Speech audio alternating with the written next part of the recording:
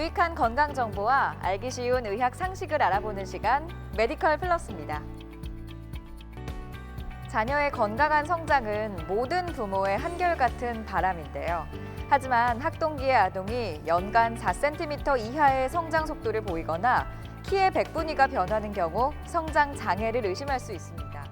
오늘 두 번째 주제로 소아 성장 장애와 최근 급격히 증가하고 있는 성조숙증에 대해서 알아보겠습니다. 올해 초등학교를 입학한 딸아이를 둔 A씨. 최근 처음으로 딸아이의 공개 수업을 참관하게 됐는데요. 평소 아이가 또래들에 비해 작은 것은 알고 있었지만 공개 수업에서 친구들과 함께 있는 딸아이를 보고 심각성을 알게 됐습니다. 결국 딸아이와 병원을 찾은 A씨는 병원에서 소아 성장 장애 진단을 받았습니다. 성장장애는 일반적으로 키가 잘 자라지 않는 경우를 말합니다. 저신장의 기준인 같은 연령, 성별의 평균보다 300분위수 미만인 경우가 대표적입니다. 그리고 현재 키가 저신장이 아니더라도 키의 100분위수가 변하거나 성장 속도가 감소하는 경우와 사춘기 이전의 아동이 연간 4cm 이하의 성장 속도를 보이는 경우 성장장애를 의심할 수 있습니다. 출생 후 2세까지 빨리 성장하는 제1 급증기가 지나면 정상 소아는 사춘기가 될 때까지 연간 4에서 6cm 정도 자라게 되는데요. 사춘기가 되면 성장 속도가 빨라져서 연간 8에서 10cm 정도 자라게 됩니다. 남아는 여아보다 사춘기가 2년 정도 늦게 시작되고 성장 속도도 빨라 최종 성인 신장은 여아보다 13cm 정도 더 커지게 되는데요. 하지만 최종 성장은 성별 간, 개인 간의 차이가 커서 개별적인 평가가 이루어져야 합니다. 성장에 영향을 주는 요인으로는 부모로부터 물려받은 유전적인 특성과 아이의 영양 상태, 그리고 성장과 관련된 호르몬이 정상인지 등이 있습니다. 그 외에도 만성질환이 있거나 아이를 키우는 환경과 심리적 요인도 성장에 영향을 미칩니다. 성장 장애는 성장 호르몬으로 치료하게 되는데요. 성장 호르몬은 피하 주사로 일주에 5회에서 7회를 투여합니다. 성장 호르몬이 밤에 자는 동안 많이 분비되므로 매일 저녁 잠들기 30분 전에 주사해야 하는데요. 매일 빠지지 않고 주사하는 것이 효과적이며 주사는 양 팔, 다리 바깥쪽, 엉덩이 등으로 중요 기관이 없고 큰 혈관과 신경을 다칠 일이 없는 곳에 놓으면 됩니다. 우선 성장 호르몬 치료는 성장판이 열려 있는 동안은 치료가 가능합니다. 그러나 성장 호르몬 치료는 치료 시작 연령이 늦을수록 성장할 수 있는 잠재력이 그만큼 떨어지기 때문에 성장 장애가 의심되는 경우 되도록 10세 이전에 진단을 받고 치료하는 것이 효과적입니다. 특히 성장 호르몬 결핍증은 5세 이전에 일찍 치료를 시작하는 경우 최종 성인 키가 더욱 크게 되므로 조기 진단과 치료가 중요합니다. 치료지만 아무래도 인위적으로 성장 호르몬을 투여하는 만큼 부작용을 우려하지 않을 수 없습니다. 성장 호르몬 치료 부작용으로는 남아의 경우 여성형 유방을 비롯해 부종, 당뇨병, 척추 측만증, 반점 크기의 증가, 뇌압 상승 및 두통이 있는데요. 성장 호르몬 치료 중에는 외래에서 정기적으로 진찰 및 혈액 검사를 하는 것이 좋겠습니다. 성장장애의 원인이 되는 만성질환이 있다면 이를 먼저 치료하고 성장호르몬 치료를 하게 됩니다.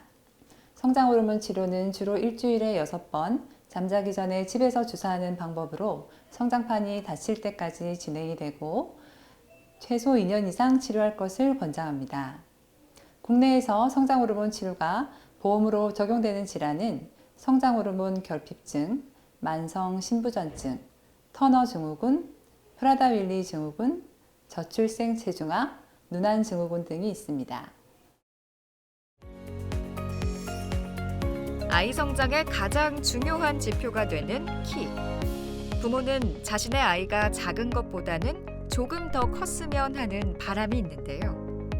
다음은 아이의 최종 성인 신장을 예상해 볼 수 있는 공식입니다. 남아의 경우 부모 키의 평균에 6.5cm를 더하고 여아의 경우 부모 키의 평균에 6.5cm를 빼는데요. 최종 성인 신장은 여러 가지 인자에 의해 영향을 받게 되고 공식에 의한 예측 성인 신장에 여아는 플러스 마이너스 8.5cm, 남아는 플러스 마이너스 10cm 정도의 차이가 있을 수 있으며 약 95% 정도는 정확도를 보입니다. 아이가 올바르게 성장하는 것은 모든 부모의 희망사항이겠지만 최근 눈에 띄게 급증하고 있는 성조숙증 또한 아이의 정상적인 성장에 악영향을 미치고 있습니다.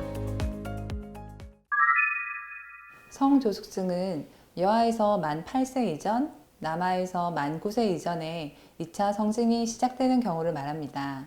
아이의 성장 속도가 빨라져서 키가 많이 크는 것 같지만 그만큼 빠르게 성장판이 닫히게 되므로 최종 성인 신장은 작아져서 부모에게 물려받은 유전적인 키보다도 작아지는 경우가 많습니다. 또한 여아에서는 초경이 빨라지면서 어린이와 부모는 불안감을 느끼기 쉽고 일부 환자에서는 종양의 가능성이 있으므로 정확한 진단이 필요합니다. 성조숙증은 남아보다 여아에게 더 흔하지만 심각한 병적 원인을 가지는 경우는 남아가 더 흔한데요. 일반적으로 여아에서는 나쁜 원인 질환 없이 성조숙증이 발생하는 특발성이 80%로 가장 많고 난소 종양이 원인인 경우가 15%, 대뇌 병소가 있는 경우가 5%를 차지합니다. 그러나 남아의 경우 나쁜 원인 질환이 없는 특발성이 50%, 대뇌 자체에 병소가 있는 경우가 20%, 부신 피질 과형성 혹은 종양이 25%, 고환 종양이 5% 등의 분포를 보입니다. 여아에서는 가슴에 멍울이 만져지거나 통증을 호소하는 경우 의심할 수 있고 남아의 경우는 사춘기가 시작되는 것을 모르고 치료 시기를 놓치는 경우가 많아 고환이 어른 엄지손가락의 한 마디 이상으로 커지는 경우 사춘기의 시작을 의심해야 합니다. 그리고 갑자기 키가 1년에 6cm 이상으로 많이 크거나 머리에서 기름 냄새가 나거나 여드름이 생기는 경우 등이 있을 수 있습니다.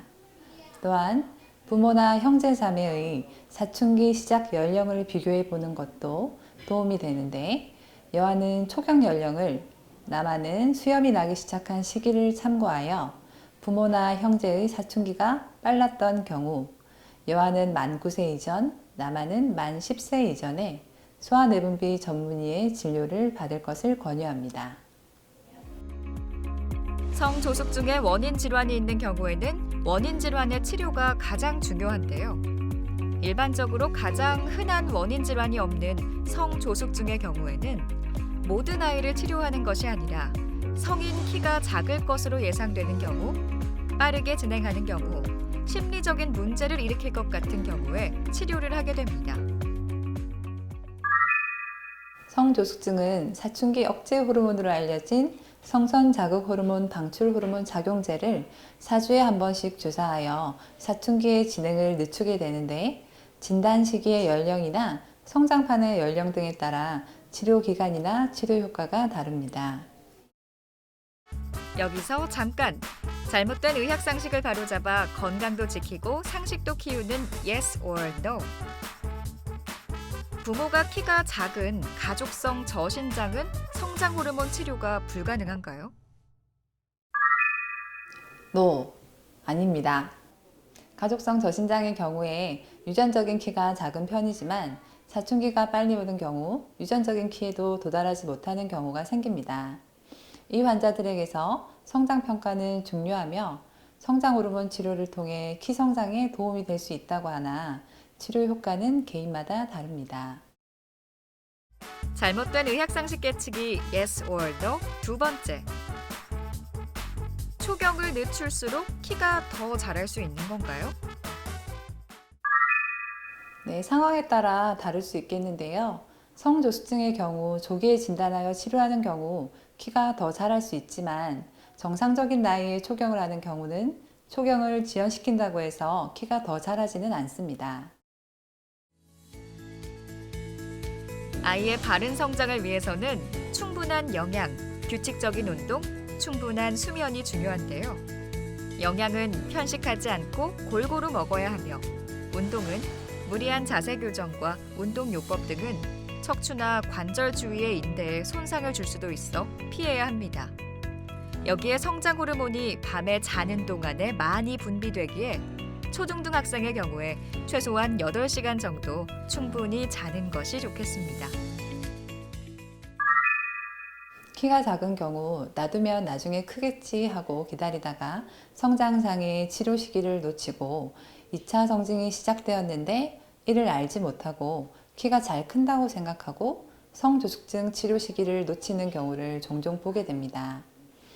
국가에서 진행하는 영유아 검진이나 학교에서 시행하는 신체 검진을 기록하여 아이의 성장 수위를 살펴보고 성장 속도가 저하되거나 갑자기 성장이 빨라지거나 2차 성징이 나타나는 경우 조기에 소아내분비 전문의 진료를 받고 정확한 성장 평가를 받는 것이 좋습니다.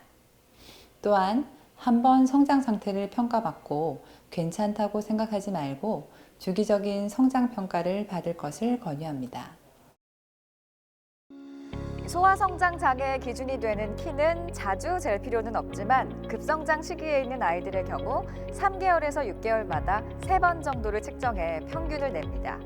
여기에 아침에 재는 것이 저녁에 재는 것보다 크게 측정되기 때문에 늘 일정한 시간에 재는 것이 좋은데요. 보통 오전 9시에서 10시경 측정하는 것이 좋겠습니다. 메디컬 플러스 오늘 준비한 소식은 여기까지입니다. 다음 시간에 새로운 소식으로 다시 찾아오겠습니다. 시청해주신 여러분 고맙습니다.